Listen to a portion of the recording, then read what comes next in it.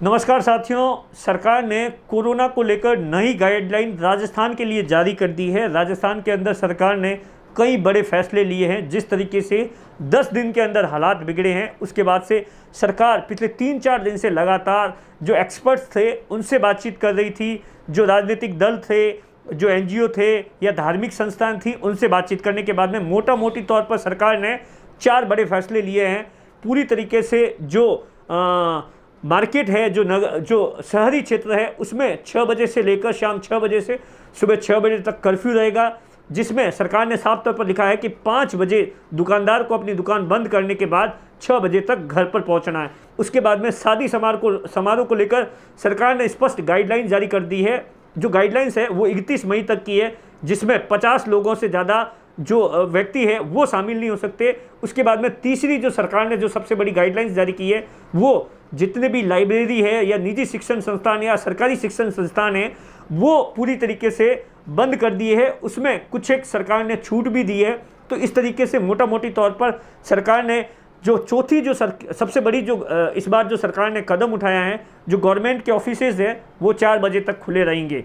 दूसरा, सरकार ने अपने आदेश में एक बड़ी चिंता जाहिर की है कि इस बार जो कोरोना की जो लहर है वो इतनी खतरनाक है कि पहले के मुकाबले इस बार कौन लोग जो इस कोविड में आ रहे हैं उसमें ज़्यादातर 30% ग्रामीण लोग हैं।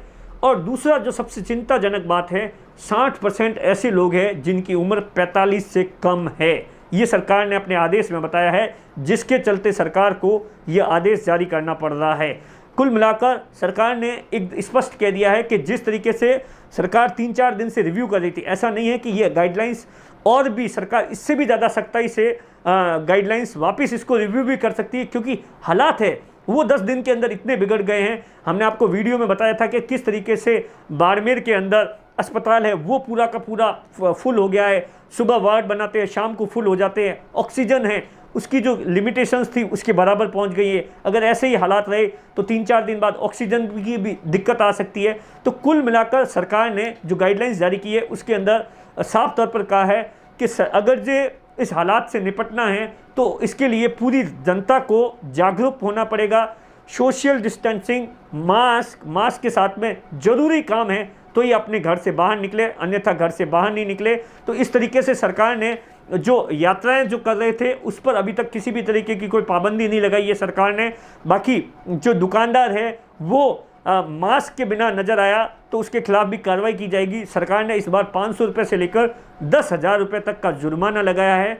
लेकिन सरकार ने अपने आदेश के अंदर स्पष्ट कह दिया है कि हालात इतने बेकाबू हो गए हैं कि मजबूरन सरकार को ये फैसला लेना पड़ रहा है। सरकार लॉकडाउन तो नहीं कर रही, लेकिन लॉकडाउन जैसे सख्त कदम अभी उठा रही है, और अगर हालात नहीं सुधरे तो इससे भी ज़्यादा सरकार सख्त कदम उठाएगी।